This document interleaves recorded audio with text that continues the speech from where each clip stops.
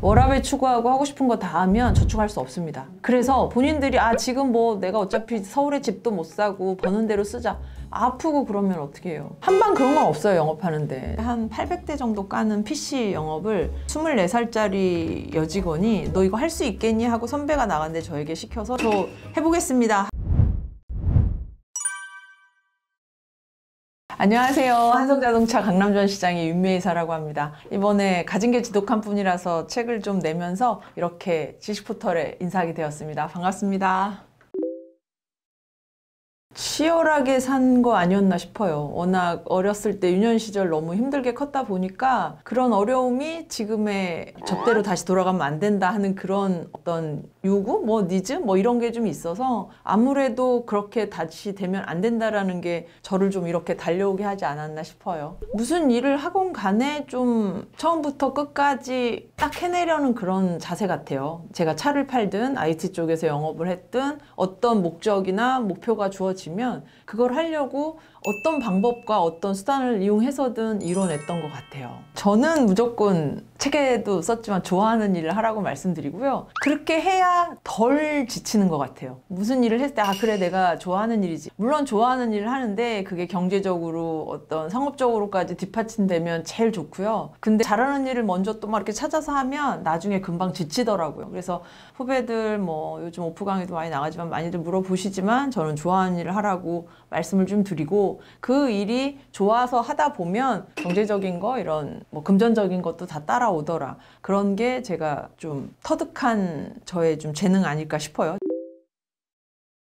성공을 하기 위해서 바꿔야 할 태도라. 예를 들면 제가 이제 많은 경제적 여유 있는 부자분들도 많이 만나지만 긍정적인 자세 같아요. 무엇보다 이거를 이만큼 했지? 그럼 컵에 물이 반이 남았냐? 이거밖에 안 남았네가 아니라 반씩이나 남았네 하는 그런 태도인 것 같아요. 기본적으로 인사만 잘해도 된다 이런 얘기를 많이 하는데 사람과 소통을 하고 배워나가려면 이 정도는 해야겠구나 하는 좀 사람을 대면했을 때 그런 자세 그리고 인사 잘하라는 거 얘기 많이 하고요. 긍정적인 자세 중요하다고 생각을 하고요. 뭐든 긍정적인 질문, 긍정적인 태도를 가져야 된다고 생각을 합니다. 같은 맥락에서는 긍정적인 태도가 가장 중요한 요소라고 생각을 합니다. 한방 그런 건 없어요. 영업하는데 저는 이제 24살에 IT 쪽 컴퓨터 영업을 제일 먼저 시작을 하면서 세일즈를 해야겠다. PC 납품을 세진컴퓨터랜드라는 회사에서 진행을 하면서 선배가 그만두면서 갑자기 세일즈를 하는 담당자가 공석이 됐고 그걸 제가 대신 하면서 영업에 꽃을 핀 그러니까 제가 시작을 한 계기였던 것 같고요. 금융사에 전국에 한 800대 정도 까는 PC 영업을 24살짜리 여직원이 너 이거 할 수 있겠니? 하고 선배가 나갔는데 저에게 시켜서 저 해보겠습니다 하고 찾아갔던 경험이 있는 거고요. 그 자리에서 이제 담당자도 뭐지 얘 첫날인데 이렇게 나한테 당돌하게 얘기를 하네 하는 게 좀 있었고요. 그런 부분에서 제가 이거 정말 해보고 싶습니다. 그래서 6억짜리 8억짜리를 하지만 PC를 한 700대를 전국에 좀 깔았던 경우가 제가 처음 영업을 하게 됐던 경우입니다. 세일즈를 하면서 고속 성장이라기보다는 저는 어느 업에 가든 어느 회사에 가든 잘하는 사람들을 계속 눈여겨봤던 것 같아요. 그래서 그 회사에 저보다 조금이라도 더 훌륭한 사람이 있는 회사가 저는 좋은 회사라고 생각을 하고 그 사람에 대해서 많이 연구와 관찰을 하죠. 그렇게 배우고 따라하고 하다 보면 저도 좀 올라가고 어느 정도의 성과를 냈을 때 전 세일즈를 좋아하는 게 제가 하는 만큼 벌어서 너무 좋아하거든요. 그만큼 소득이 따라와 주니까 저희 쪽은 이렇게 그래프로 얘가 몇 대 팔고 얘가 몇 대 했고 이런 게 극명해요. 그러다 보니 스스로 얼만큼 했나가 아니라 극명하게 숫자가 보이니까 아무래도 빨리 맨 앞줄에 있고 싶어하는 니즈가 너무 강했던 것 같아요. 딱 들어가자마자 이 사람이 내가 배울 사람인지 안 배울 사람인지 어떻게 판단을 하겠어요? 시간이 좀 필요하겠죠. 그랬을 때 세일즈 관련한 업이라고 하면 그래프가 있을 거니까 실적을 보면 나보다 훨씬 잘난 사람이다라는 걸 아실 거고 그렇게 해서 1년 1년 반 해봤는데 여긴 진짜 내가 배울 곳이 아니야. 그렇다면 요즘은 워낙 이직도 자주 하시니까 하시겠죠. 그런데 제 경험상 들어가자마자 초년생이 알 수 있다? 그런 건 아니라고 생각을 합니다. 적어도 첫 직장인 3년에서 5년 이상은 있어 보면 그런 게 보이지 않을까 싶습니다. 세일즈는요 거절의 연속이에요. 저 모두가 제 손님이 되어줄 건 아니니까 거절 당연히 다는 거에서 10번 거절 있으면 한 번 될까 말까 한 게 세일즈거든요. 그래서 내가 파는 물건보다는 윤미애라는 사람을 팔아서 소통을 하고 저에게 신뢰를 좀 갖게 해주면서 저의 제품을 판다고 생각을 하거든요. 그래서 딜러들이 모른다 이거 표현보다는 많은 세일즈를 하는 사람들이 우선 나라는 사람을 상대방에게 신뢰를 줘야 될 것 같아요. 그래야 제가 냉장고를 팔든 자동차를 팔든 밥통을 팔든 아 윤미애가 하면 할 수 있겠구나 라는 생각을 가져야 되거든요. 저는 손님들하고 대화를 할 때 손님들의 얘기를 많이 듣는 편이긴 하지만 제가 어떻다라고 저의 치부도 많이 말씀드리는 편이에요. 그러면 분명히 공감되는 지점이 있거든요. 그러다 보면 손님들이 당신 얘기를 많이 하시게 되는 거고 그거에 대해서 제가 공감을 또 많이 해드리는 거고 그랬을 때 아 윤미애가 차만 파는 친구가 아니라 나의 얘기를 많이 들어주고 공감해주고 조언을 해줬을 때 고객들이 저를 더 신뢰를 하더라고요. 그래서 저는 뭐 자동차도 자동차지만 윤미애라는 친구를 세일즈한다고 생각을 합니다.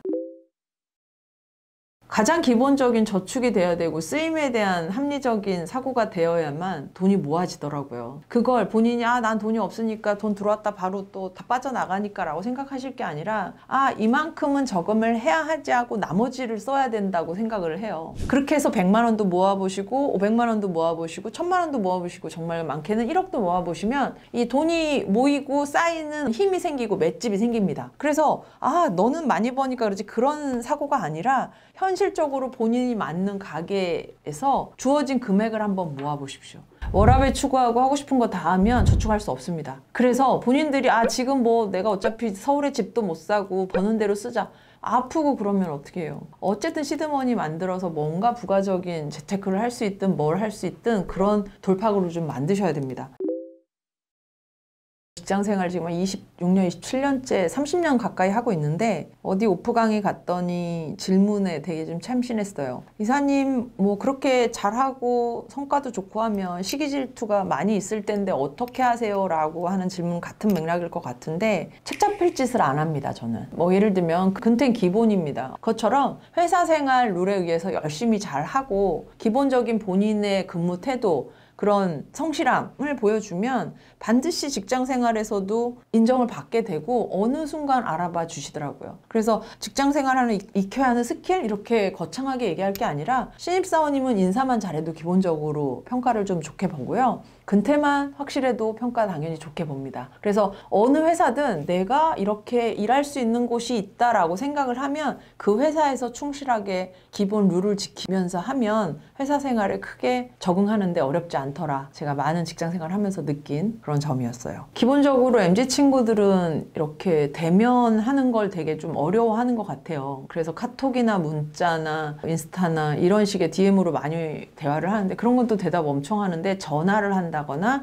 얼굴을 보고 얘기하는 거에 대해서 불편해 하는데 저는 그걸 좀 나와야 된다고 생각해요. 말씀드렸듯이 인사만 잘하고 얘기만 한 번씩 걸어주면 위에 사람이나 옆에 사람이나 아래 동료들이나 소통하는데 전혀 어려움이 없는데 기본적으로 SNS를 이용하려는 것 같아요. 그걸 한번 정말로 오프해서 활용하는 것도 하루에 하나씩이라도 해보는 걸 추천드립니다. 뭐 예를 들면 커피 마셨어? 하는 것도 카톡이 아니라 SNS가 아니라 커피 마셨어? 하고 구두로 얼굴을 보면서 눈인사를 하면서 해보시면 하루에 하나씩만 해보셔도 어떤 만나는 비법, 사람하고 대화하는 법 이런 게 확실히 늘어나지 않을까 싶어요. 그래서 그걸 반대로 생각을 해보면 근데 앞으로 살아갈 게 계속 그 세대고만 살아갈 건 아니니까 MZ 친구들이 그런 건 좀 연습을 통해서 해봤으면 하는 바람입니다. 저 손님으로도 젊은 친구들, MZ 친구들 많이 오는데 들어드립니다. 하지만 그런 친구들이 얘기를 하게끔 제스처나 말하는 거나 듣는 자세를 좀 보여주면 또 본인 얘기들을 잘 하더라고요.